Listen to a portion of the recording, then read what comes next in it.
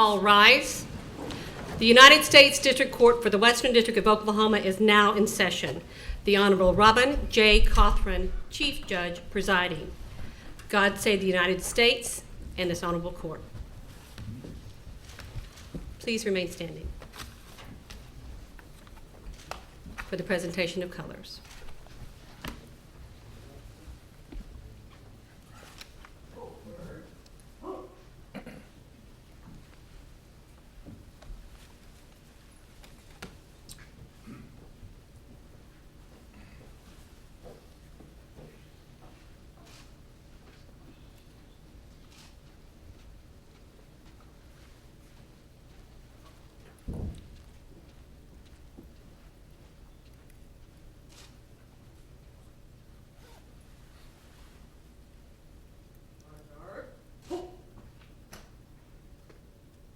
Reverse colors, mark.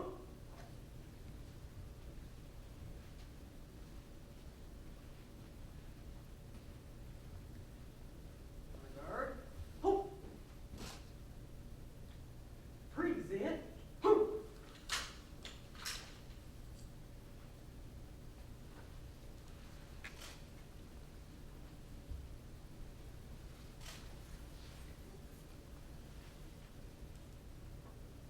Order, hope.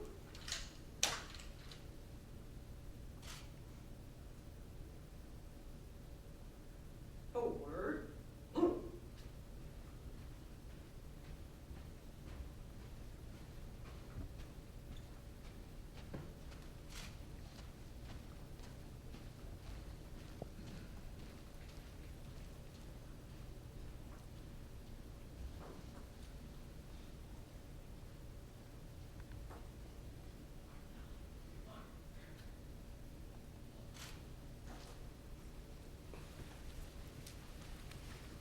Please be seated.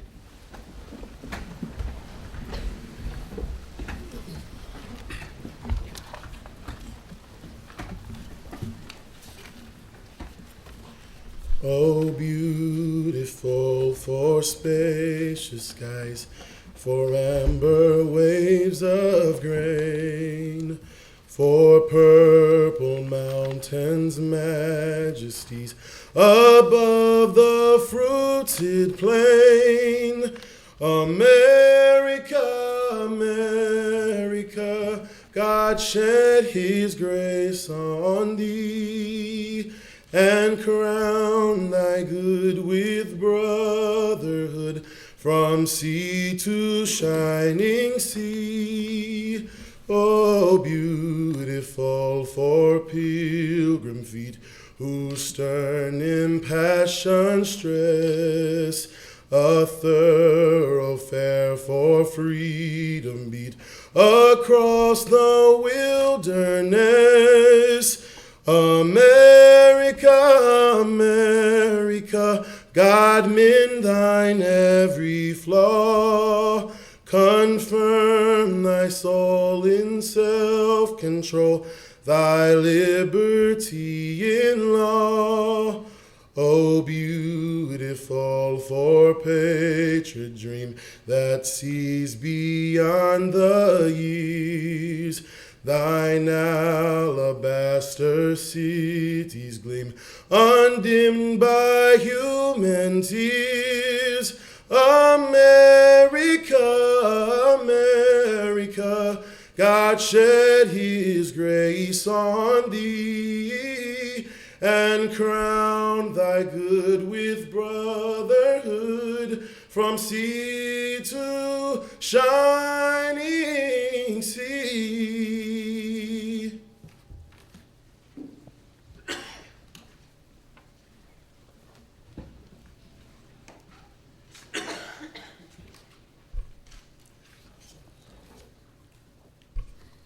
Let us stand to pray.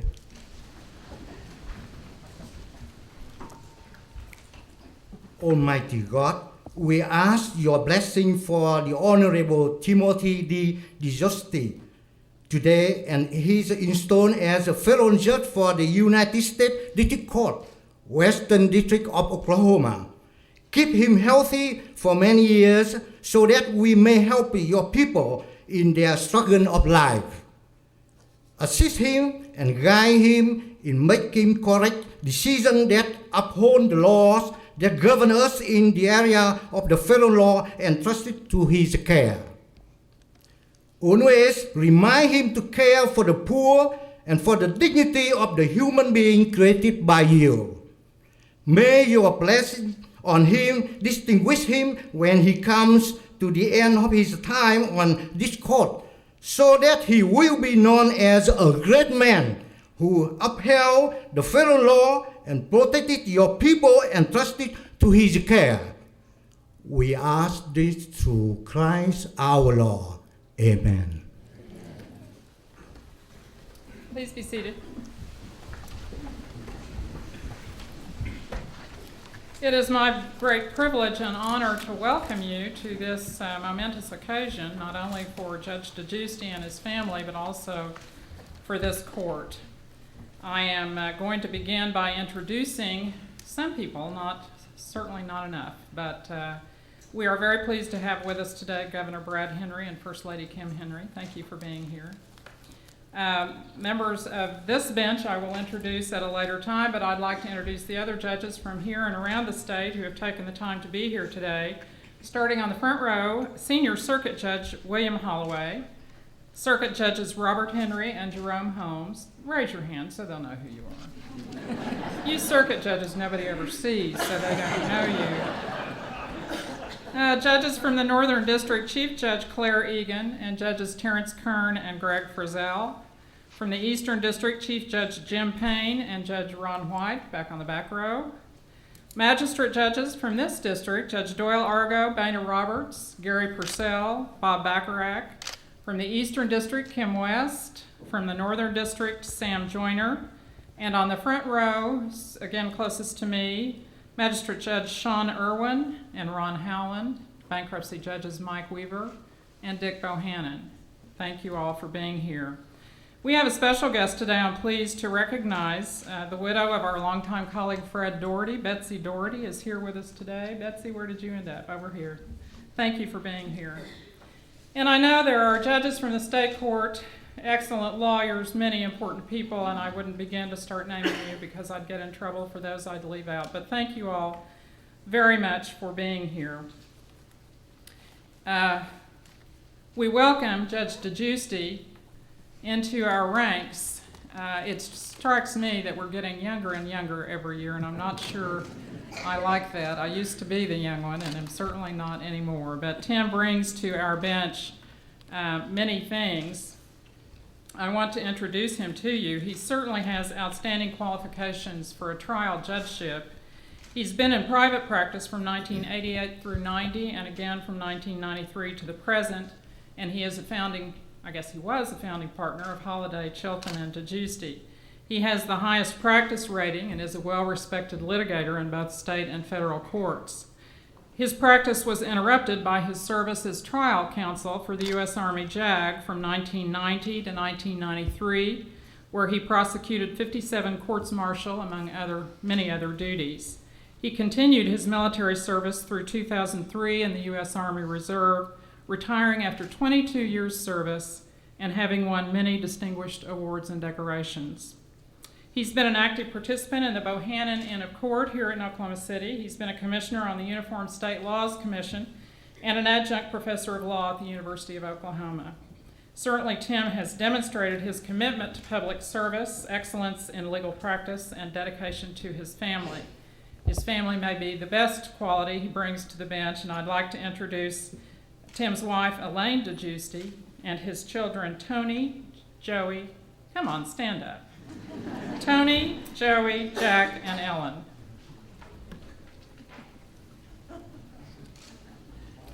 There are many other members of Tim's family who have been in my library. They're a wonderful group of people, and he will recognize those later. Tim, I welcome you. I'm happy that I get to do this today, and I certainly look forward to a number of years serving with you on this bench.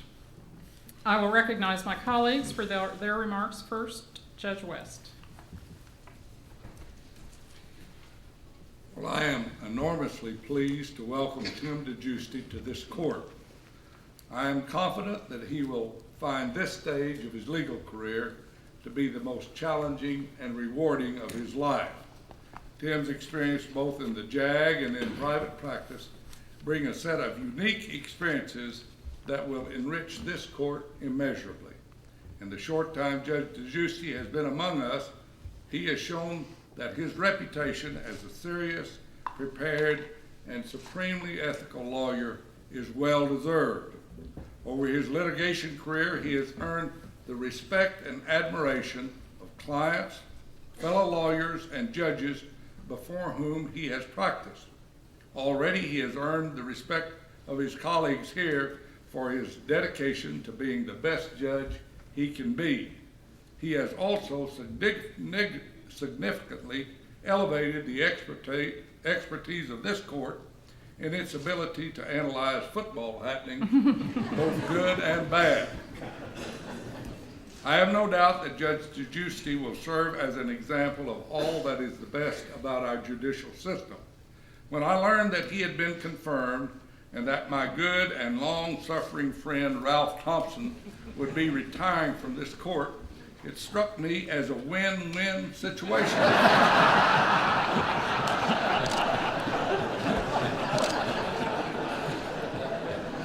And my comment to that effect has been widely quoted by Judge Frye.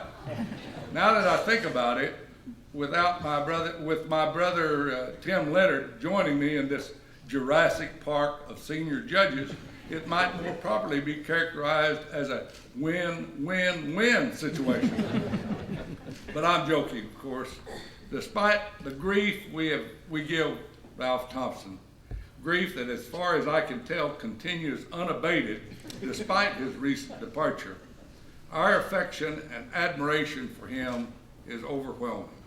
Still, it does seem to me that Judge Degiusti is the answer to the prayer of a trial lawyer I recently overheard. He said, "Dear Lord, give me a judge who is patient, thoughtful, and hardworking, a judge who treats lawyers, even quaking and slightly stammering lawyers, with respect, a judge who has spent some time as a trial lawyer himself and knows firsthand how demanding it is to try a case, a judge who takes the time to read and understand the record and the briefs, a judge who listens carefully, fairly engages counsel in oral argument, and decides promptly, a judge who appreciates the singular strengths of the jury, but also its peculiar weaknesses. I am quickly convinced that Judge Tim Degiusti will be just such a judge. Tim, I wish you years of success and supreme satisfaction in your new undertaking."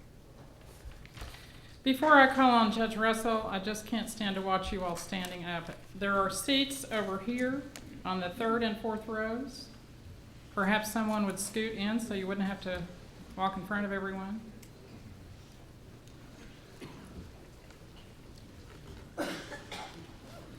And we'll hold you in contempt for being late later on. Judge David Russell. Well, although this is not his ceremony, I first want to take the opportunity to salute my great friend, Judge Ralph Thompson. I think most of you know that he has set the standard for what a federal judge should be, both here in this district, in the 10th Circuit, and on a national basis. Judge Thompson has held virtually every position of authority and responsibility that a district judge can hold, including many appointments by at least 2 Chief Justices of our Supreme Court. On a personal basis, he and I have been friends for almost 40 years. We've traveled the world together. We've been colleagues now for the last 25 years. We met on a almost daily basis to plot the future of the Republic and to conspire against Lee West. I'm satisfied this discourse will continue, albeit not at the courthouse. I always assumed that at some far distant future, time in the future, Judge Thompson would be carried out feet first from this courthouse, but alas, that was just not to be. Although he leaves a great legacy, he will continue to do great things, just different things. Tim, I just really did not know real well until he joined our court, and I quickly learned why his nomination and confirmation was so roundly applauded. He's obviously very smart, he's got tremendous experience, and he is a dedicated public servant. Additionally, and I won't say more important, but equally important, he is a great golfer, he's a great OU fan, and he's got a wonderful family. What more could we ask for as an addition to our court? And congratulations, Tim and Elaine, and to all your family. Judge Wayne Alley. Well, if ever there were an occasion of mixed feelings, this is it. I won't reiterate all the accolades for Judge Thompson. We haven't been friends for quite as long as Judge Russell and Judge Thompson, but have been very close over the years, and his achievements are absolutely legion. I don't know of another district judge in our entire system who has held such appointments and done so much as Judge Thompson, and it is very regrettable that he'll no longer be serving here. I feel a little bit like a judicial hat trick here in that Judge Degiusti is the third of my students from days at the University of Oklahoma College of Law to be appointed to the federal bench here in Oklahoma, and nothing could be more gratifying than that.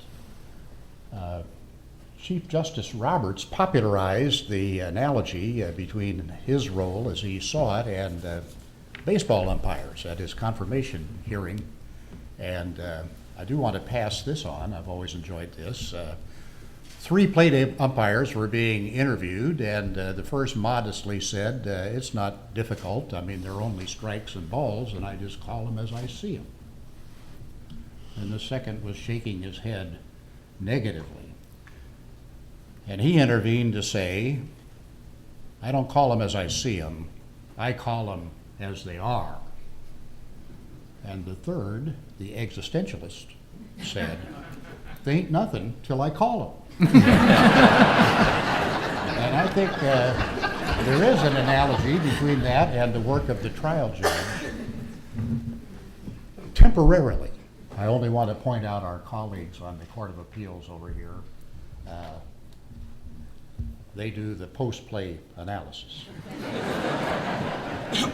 Of course, in his prior public service, I have very much taken with Judge Degiusti's truly distinguished service in the U.S. Army's Judge Advocate General's Corps, and we'll close with the observation that a retired Army officer is always, always sorely needed around here. Thank you, Judge Alley. Judge Tim Leonard. Thank you, Judge Cothran, Governor.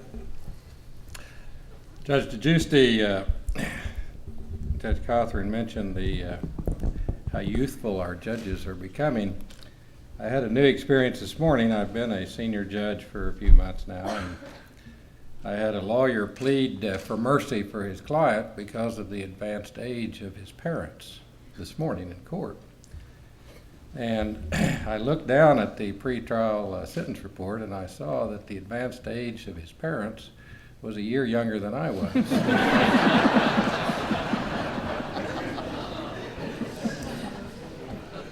So it happens quickly. I've known Tim and his family, of course, for a number of years. This is a new experience, and I will briefly mention, as others have, the first time that I've been in one of these gatherings with all of us on the bench, Judge Thompson, that you were not present on this side of the bench, and we will miss you, and we do miss you. But what a wonderful new judge to have on this bench for both lawyers and litigants in our system of justice. Those of you, as I say, I've known Tim both personally and professionally for a good number of years. I know him to be always prepared, fair, ethical in everything he's done. One of the things that I know as both a practicing lawyer and that all lawyers worry about the most is a judge's temperament. But I know with Tim's background and upbringing and his professional life, both practicing law in the military and here in this bar, I think that we can all rest at ease that Tim Degiusti has a wonderful temperament. He's always prepared, and his ethics and judicial sense will serve this court and these litigants and lawyers of this bar well. Your life is about to change a lot, Tim, but I will tell you that one thing that won't change, the lawyers will now call you Judge, or most of them will call you Judge instead of Tim. Some of your close friends will still call you Tim. What you'll also find is most of them won't know what to call you, and they'll never call you anything. But the one thing that won't change in your life is that most of the people that know you the best, you won't be Judge or Tim. You'll just still be primarily known as Tony and Joey and Ellen and Jack's dad. We welcome you to the bench, and I think you'll do a wonderful job, and we're looking forward to the many contributions you'll make to our system of justice. Judge Vicki Miles LaGrange. Thank you to Chief Judge Cothran, members of the bench, Governor Henry. I too add my warmest congratulations and welcome to you, Judge Degiusti, and I have to say that slowly because I can't say it otherwise. I've known Tim probably longer professionally than I have known him personally, and so I know a lot of people that know him personally since he was a younger lad, and I talked to a lot of those people from his high school years, and I found that he was a very friendly fellow way back then, very outgoing, very smart, very hardworking. He was comfortable with, I'm told, with who he is and where he's from. He was able to fit into any culture and any environment. They said he was very, very funny, a comedian of sorts. He was a team player, and he always wanted what was good for his team as he played guard for his Douglas High School alma mater until his graduation in 1981. And I understand that his son is a real star basketball player at my alma mater, Bishop McGinnis. Football, Vicki, it's football. Oh, football, she says. The chief, football. Judge Degiusti, you have all of the qualities of being an excellent member of this bench, and I'm proud to be a member with you. You certainly hit the ground running. He had a docket his first day here on board. You're an excellent trial lawyer. Moral courage is something you're known for. Your reputation for fairness, your decisiveness. You're a man of high ethics, open-minded, dignified, and you're honest with lots of integrity.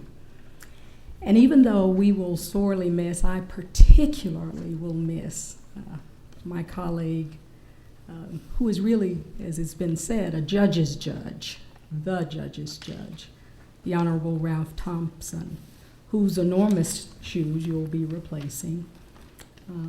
I am absolutely delighted and honored that you join us as a member of probably one of the most collegial courts in America. You enhance us. Congratulations, Elaine, Tim, all of your family, and I look forward to serving with you for many, many years to come. Judge Steve Fried is unable to be with us today. He is fetching some judges from Russia to bring them here in a couple of weeks for a week's visit, and he sends his regrets. And finally, Judge Joe Heaton. Thank you, Chief. Tim, I certainly join my colleagues in congratulating you and your family on this signal day in your professional life. I agree with everything they've said about you and most of what they said about Thompson. So it is really a pleasure for me to participate in this. It's particularly pleasant for me because this gives me the opportunity to formally transfer to you the special burdens of being the junior most member of this court from a seniority standpoint. That really involves two things. One is that when we have these joint meetings of the court, you'll be the first through the door. So if the crowd is particularly surly and throwing stuff, your job is to distract them until we all get in there. Then you're going to find that since we also follow seniority on getting to speak like we're doing up here, you'll be the last to speak. What that will mean as a practical matter is that generally by the time it comes to you, everything that needs to be said has been said. And all the pertinent stories have been told, and there's really nothing left to say, but there's no reason for you to panic at that point. What you do at that point is just make something up. I learned that from Judge West, and it's worked very well. So with those two bits of pithy advice, I'll welcome you to the court. I look forward to serving with you for many years to come. Judge Degiusti was shepherded through the nomination process by the two U.S. senators from the state. Neither one are able to be here today because of votes necessary to be made in Washington. I have received a letter from Senator Coburn, a portion of which I wish to read at this time. It was my pleasure to assist Senator Inhofe in guiding Judge Degiusti's nomination to confirmation. The support for his nomination from Oklahomans of all stripes was as impressive as his credentials. It is heartening to see citizens of the caliber and character of Judge Degiusti willing to serve their country in such an important role. I've given the judge a copy of the letter, and Senator Inhofe will appear through the magic of modern technology, we hope.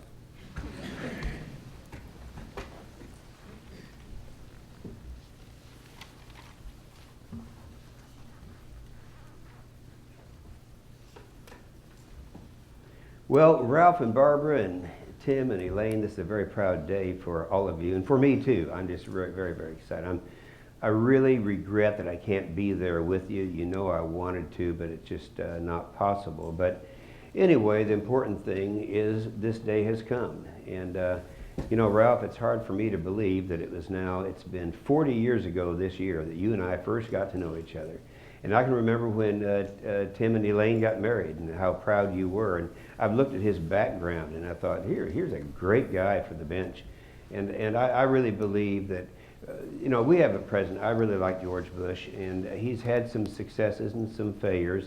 He's got some problems, but I honestly believe that 20 years from now and 25 and 30 years from now, when we look back, his greatest accomplishments will have been the bright young people that he has appointed, nominated and appointed to the federal bench.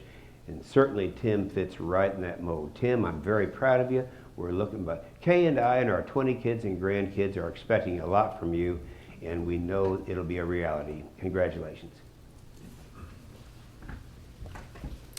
We are going to hear from some special speakers, and I will recognize first Governor Brad Henry.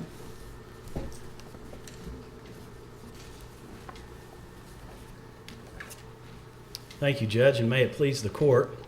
It's a real honor for me to be here. It always makes me just a tad bit anxious when we get this many judges in the same room.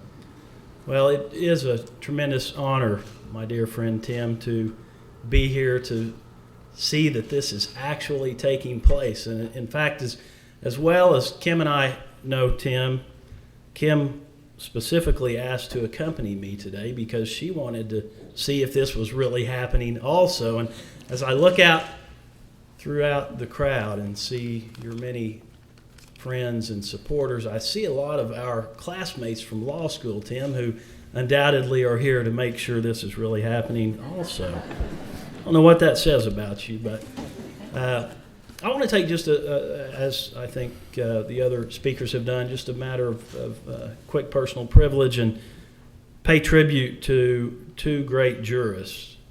Of course, Judge Ralph Thompson, but also Judge Tim Leonard. Both are dear friends of mine, and in my view, are two of the best jurists that this state, and for that matter, this nation, has ever seen.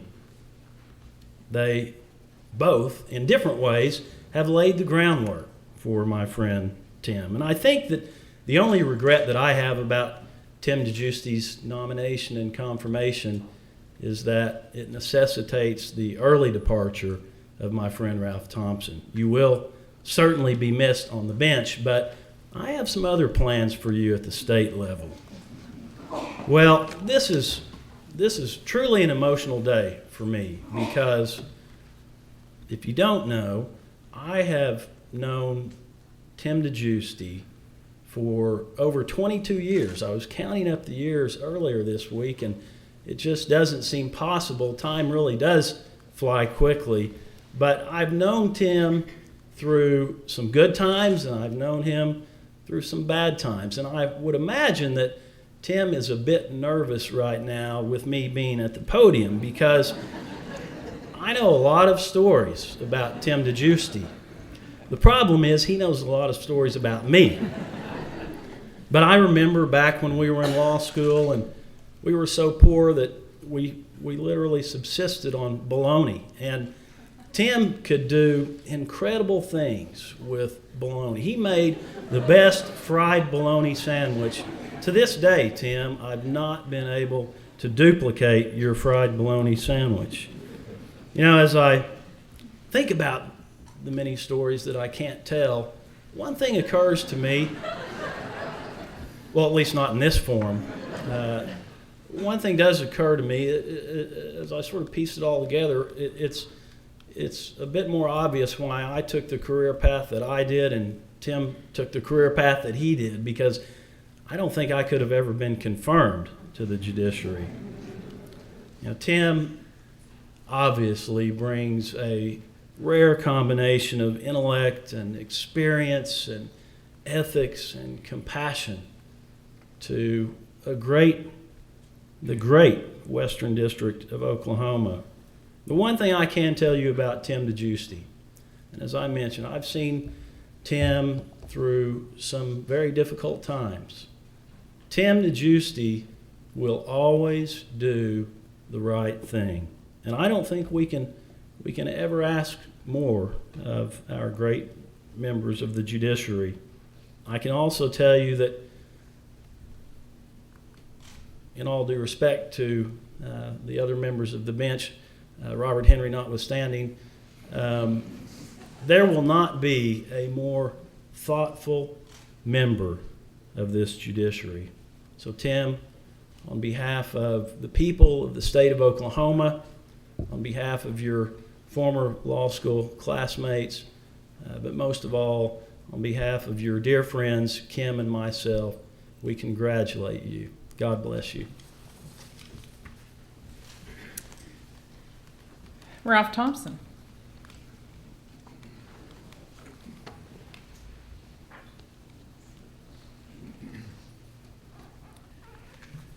Well, I appreciate so much the nice things that have been said about me. This is a Degiusti moment, but with regard to the comments of my colleagues here, I have spent almost 32 years trying to improve and upgrade the personal and professional lives of Judges West and Russell. It has been a daunting task, and I don't think I've made the slightest headway. And to have them say such lovely things about me and to me is really quite wonderful for me to hear. And I thank them for it, as I thank all of my colleagues for not only your comments, but your friendship and collegiality and the privilege of serving on what I really believe is the finest federal district court in the country. And to my other colleagues from other places, I'm so pleased to be in your company as always. It's an honor to serve with you. Now, Tim, you've heard a lot of wonderful tributes. And one of the things I've always admired about Tim is his modesty. And our eyes are on you because we want you to leave this courtroom as a fellow of the same degree of modesty that you came in with. We'll be watching. But you deserve every accolade that's been said and many more. You've earned them because of your striving of a lifetime and your achievements, the kind of person you are. So this is your well-deserved moment in the sun and I hope you enjoy every minute of it. It's a proud moment for our family. It's a very proud moment for both the Thompson and Degiusti families. It is a proud moment for this wonderful court, and it is an important moment for our country. For this excellent court to add such a gem of a new judge, it's reassuring, it's promising, it's a perfect fit, it's just wonderful. There will never be a case too large or too small. Each will be given respect for the law and the facts, and each will be given respect and dignity and fairness to all involved. As others have said, Tim brings to the court every single quality we could ask for. I say it was merit selection at its very best, but all the merit in the world wouldn't have made this moment possible if the process hadn't worked. First, our senators made a deliberate and careful and wise selection. Then the president did as well. But it took the goodwill and efforts of our senators to ensure confirmation. Thank you, Senators Inhofe and Coburn, in shepherding this worthy and deserving nomination through to its 96-0 conclusion. In speaking on Tim's behalf on the Senate floor, Judiciary Committee Chairman Patrick Leahy said he couldn't walk down a hall, enter an elevator, or enter the Senate floor without his friend, Senator Inhofe, cornering him and extolling at some length the many virtues of judicial nominee Timothy D. Degiusti of Oklahoma. Senator Leahy agreed, and so did everyone else in the United States Senate.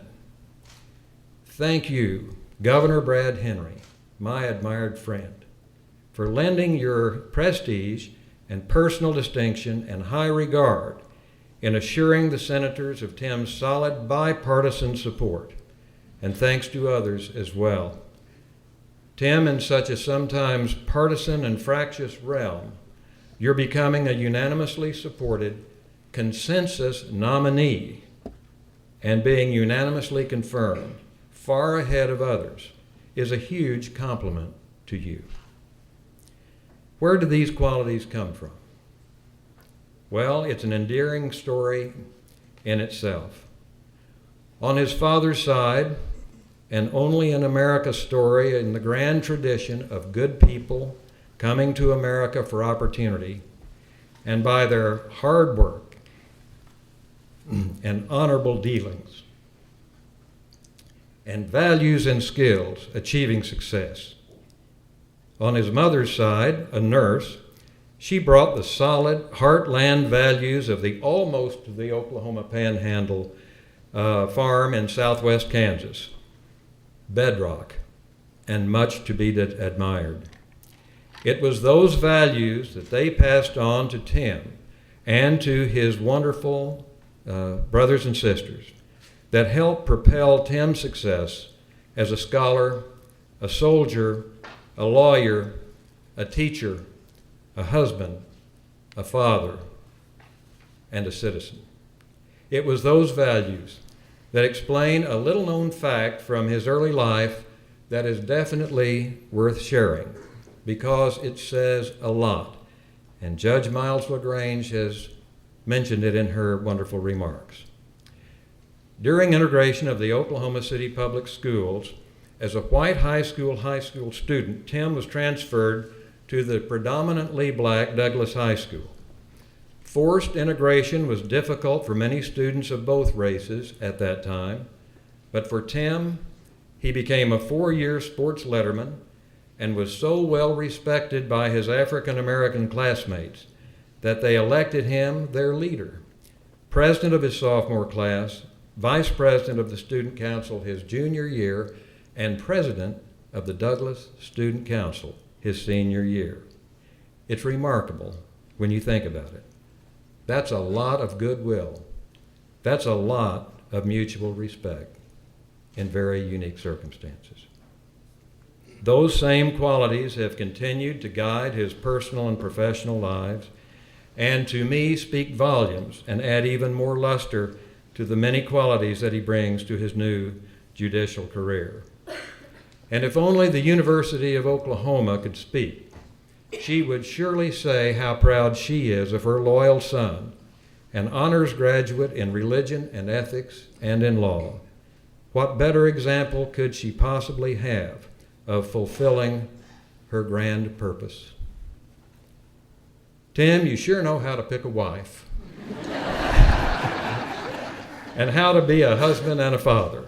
What a wonderful, wonderful addition to the federal judicial family are our wonderful Elaine, a scholar and lawyer in her own right, and the great Tony, Joey, Ellen, and Jack. You will cheer every room, warm every heart, and as always, make us very proud. Incidentally, almost exactly 32 years ago today, Elaine was almost exactly their little Ellen's age when, sitting at that very table in this very courtroom, she saw her daddy take his oath of office. It seems like only yesterday. And one last thing. It seems prophetic. It is so true. Degiusti means man of justice. I don't know how it could be put any better. Congratulations, Tim, and every good wish.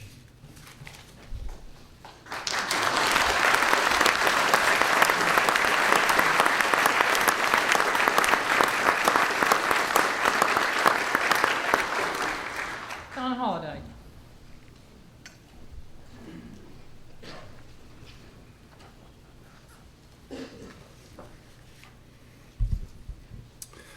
May it please the court, Governor Henry, First Lady Henry, special guest, and Judge Degiusti. I'm delighted to offer some of my thoughts about our new judge. I know him well.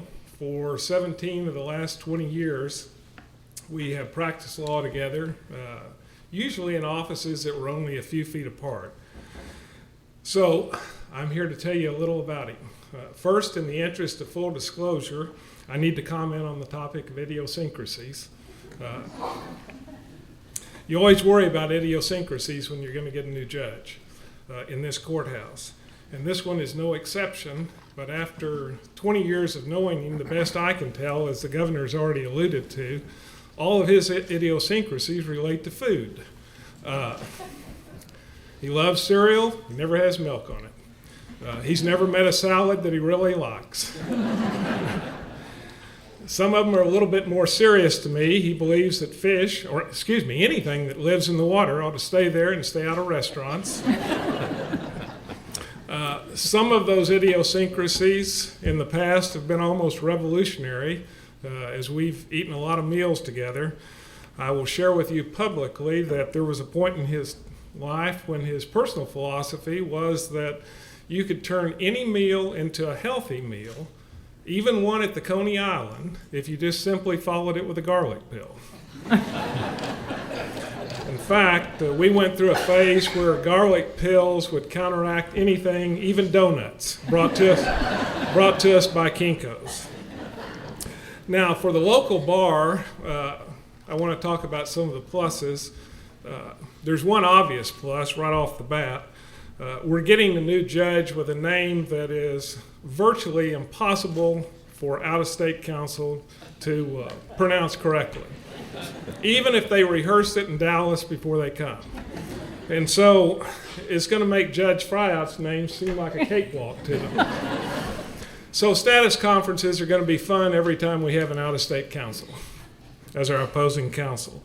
Next, this is a judge that simply loves lawyers, literally loves lawyers, and how could it be otherwise?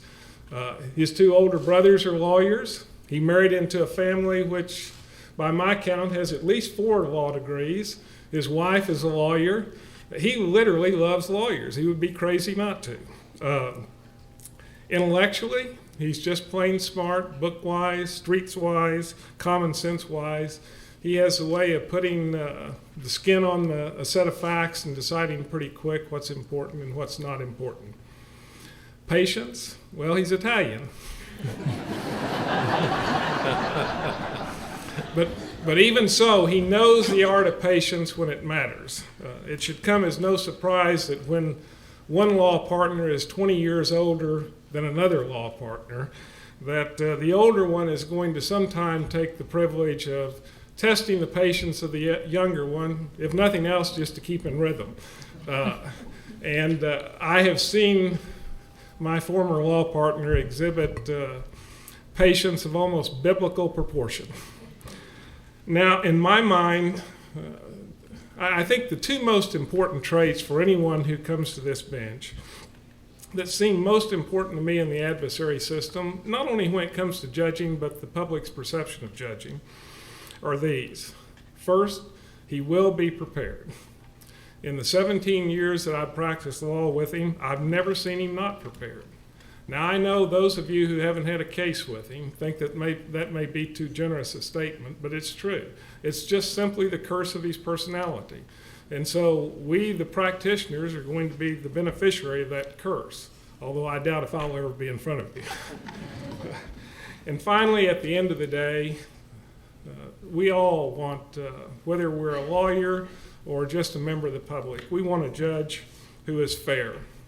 And that word carries it covers an awful lot of territory.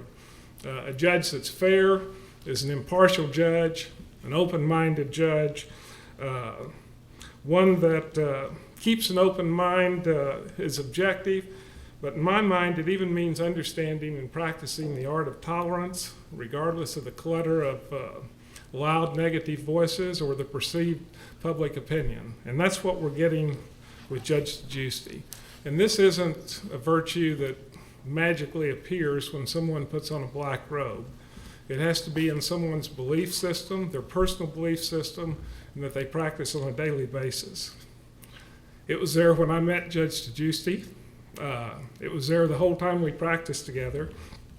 And that's one of the main reasons that Gary Chilton and I were pretty somber when we took his name down from the wall. We're going to miss you a lot at the law firm. We're going to miss you not only for the reasons I've mentioned here today, but we're going to miss your sense of humor, your April 1st pranks, always. We're going to miss our ritual of daily lunches. Gary and I always got the salad, by the way. And if we ever return to hiring that occasional temporary receptionist for a fill-in, we're even going to miss that receptionist not getting your name right, even when we practice and practice. It's always going to be either Holiday Chilton and Degiusti, good morning, or Holiday Chilton and Degiusti, good morning. It was great practicing with you. It was even better to have you as a partner. It was even better to have you as an extraordinary special friend.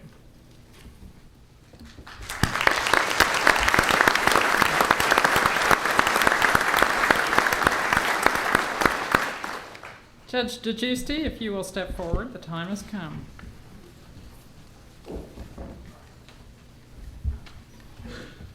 Raise your right hand. I, Timothy D. Degiusti, do solemnly swear that I will administer justice without respect to persons and do equal right to the poor and to the rich, and that I will faithfully and impartially discharge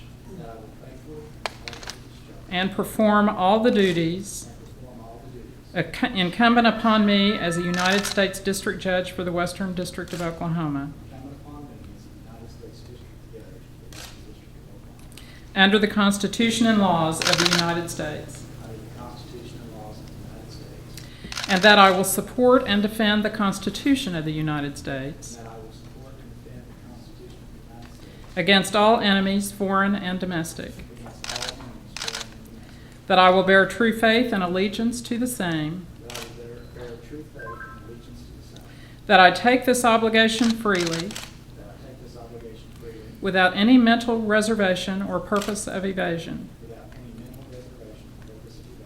and I will well and faithfully discharge the duties of the office on which I am about to enter. So help me God. Elaine, if you will put on the robe.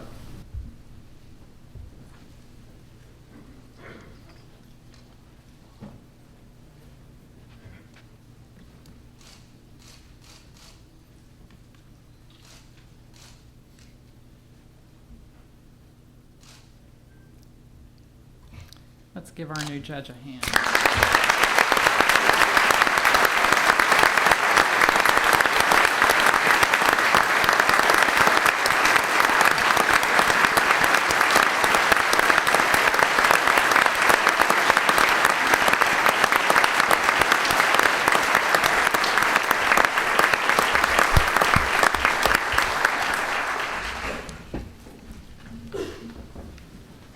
Governor and Mrs. Henry, members of the court, distinguished guests, fellow judges, friends, and members of the bar.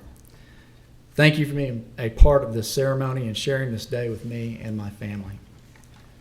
I want to thank Anthony Foster Jr. for lending his wonderful voice to this ceremony. He's the son of a dear friend of mine, the late Anthony Foster.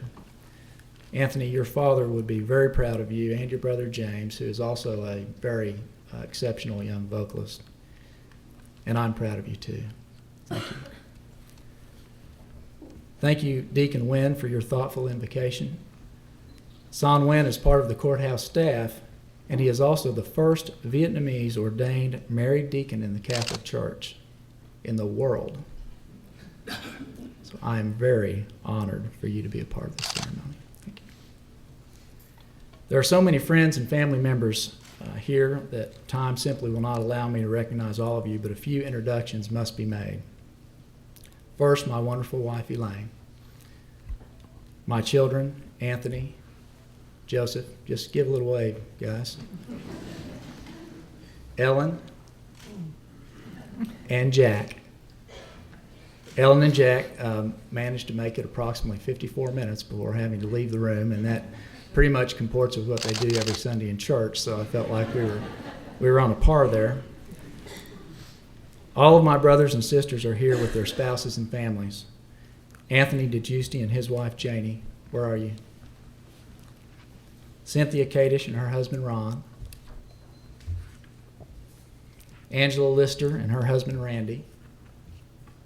And Stephen Degiusti and his wife Lasha. I am very blessed to be a part of such a tight-knit group of siblings. We grew up in a little 2-bedroom home. 2 sisters and 3 brothers shared 2 twin beds. The house was hot in the summer and cold in the winter. Those close quarters and constant interaction forged the strongest of bonds between us.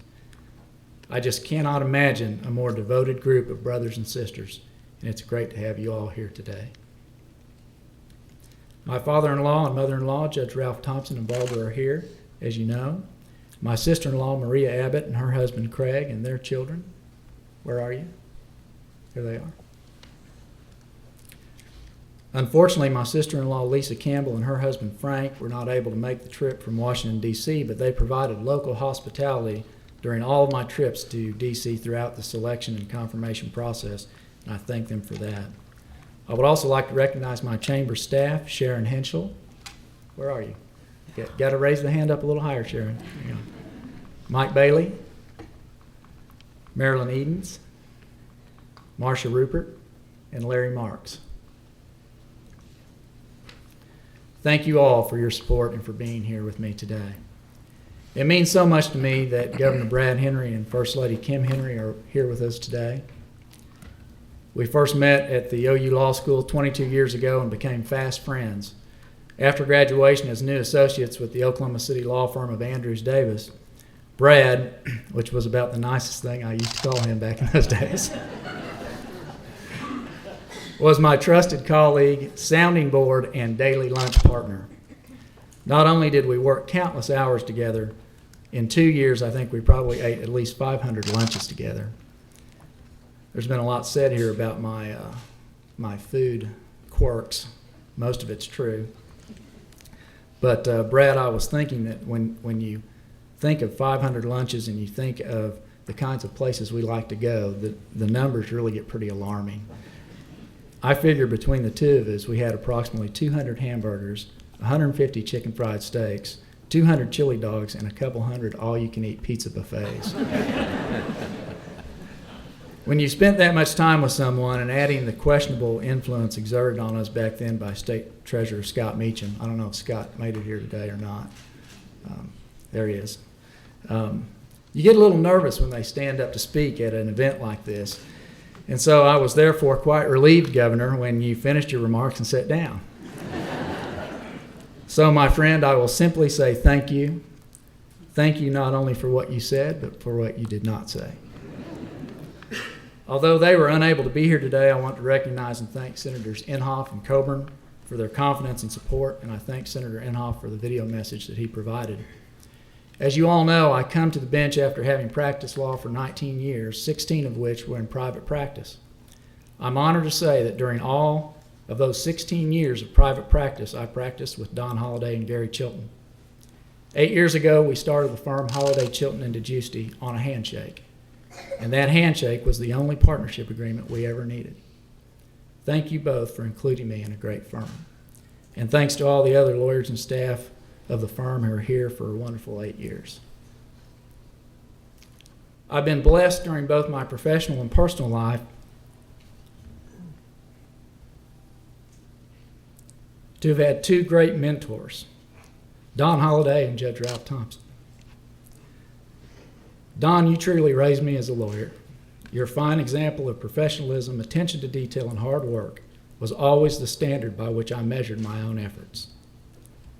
Judge Thompson, for me and so many others, you represent the very best of the judiciary. Thoughtful, fair, diligent, and even-tempered. But for me, you've also been a father figure, not just a father-in-law. That you would step into retirement so that I could step up to the bench on this court is indeed extraordinary, but not surprising to those who know you. Words simply cannot express the depth of my admiration and gratitude, so I will just say a profound thank you.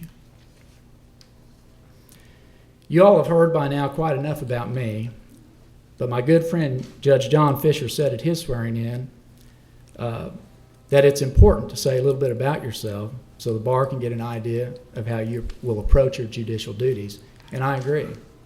So, somewhat along those lines, I would like to conclude my remarks with a brief story, not directly about me, but about two people who are not physically here with us today.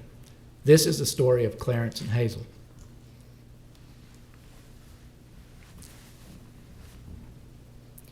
Clarence was born in 1921, the fourth child of Angelo and Angela, immigrants from a small village in northern Italy. As with many immigrant families, they were poor, barely managing to make ends meet. Nevertheless, in the height of the Great Depression, they took in a homeless child and became a family of 5 children, children for whom English was a second language. Clarence learned the craft his father brought from the old country, and as a young man, he labored beside his father, making a special type of Italian marble floor called terrazzo. A basketball star at Oklahoma City Central High School, Clarence won a scholarship to Cameron College, but World War II intervened, and he proudly joined the Army Air Corps.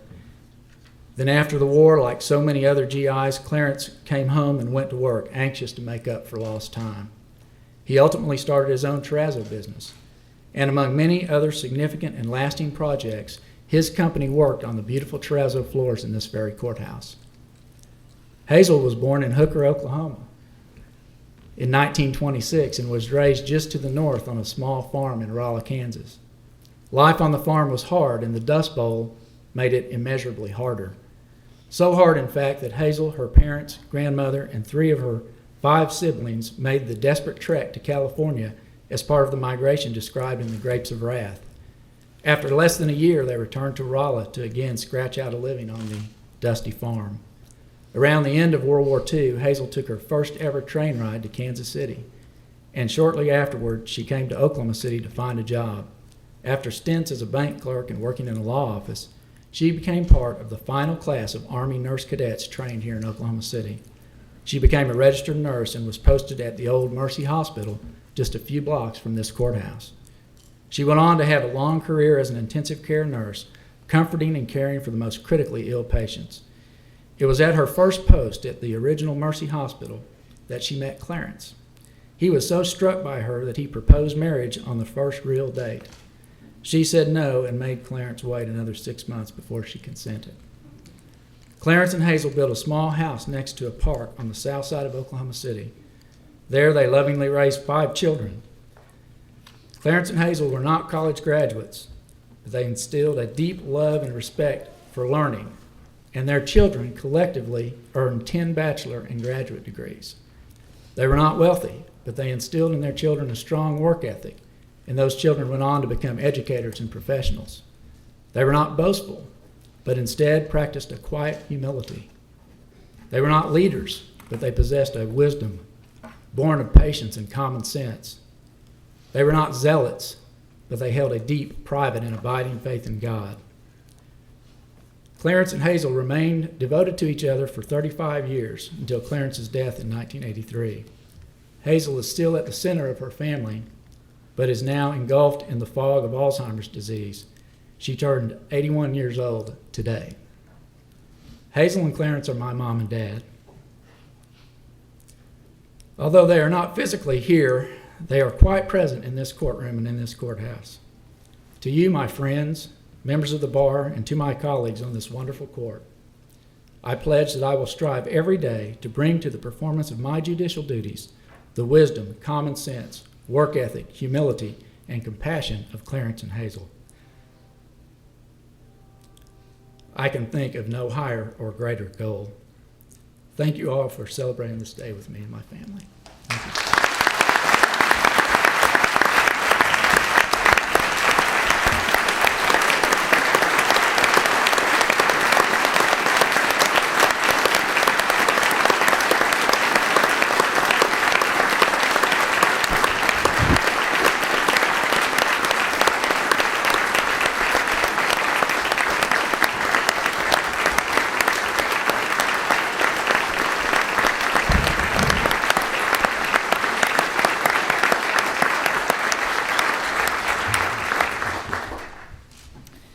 Well, you can see why we are so pleased and happy to have Judge Degiusti with us.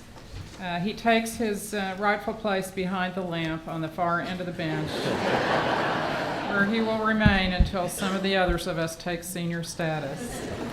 Thank you all very much for being here. Please join us in a reception in the jury assembly room. It is the west end of the first floor. We're adjourned. All right.